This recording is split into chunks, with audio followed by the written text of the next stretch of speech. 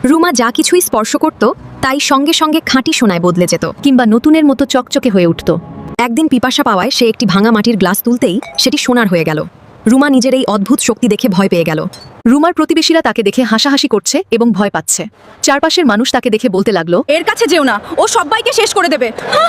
আমার বাড়ি থেকে এখনই দূর হয়ে যাও। আমি এখন কোথায় যাব? আমার কোনো আশা নেই। কেন আমার সাথেই এমন হলো?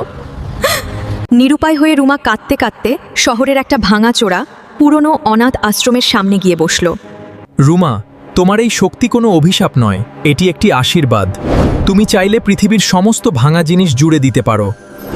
রুমা তখন সাহস করে অনাথ আশ্রমের ভাঙা দেয়ালটা ছুঁয়ে দিল। মুহূর্তের মধ্যে পুরো ভাঙা বাড়িটি একটা রাজপ্রাসাদের মতো সুন্দর আর নতুন হয়ে উঠল। এরপর রুমা পুরো শহরের রূপ বদলে দিল। সে গরিবদের ভাঙা গাড়ি ছুঁয়ে নতুন করে দিল, ক্ষুধার্তদের খালি পাত্র ছুঁয়ে খাবারে ভরিয়ে দিল। পুরো শহর খুশিতে মেতে উঠল। এটা দেখে সেই লোভী বাড়িওয়ালা ছুটে এলো এবং এক বস্তা লোহা এনে বলল, এটা সোনা করে দাও। কিছুদিনের মধ্যেই পুরো শহর ধন সম্পদ ভরে গেল, কিন্তু রুমা আজ একা বসে কাঁদছে, কারণ সে সবার ভাঙা জীবন আর জিনিস তো জোড়া লাগিয়ে দিল। কিন্তু আপনারা এখনো এই সুন্দর ভিডিওটিতে একটা লাইক আর চ্যানেলটিকে সাবস্ক্রাইব করলেন না। জলদি সাবস্ক্রাইব করুন।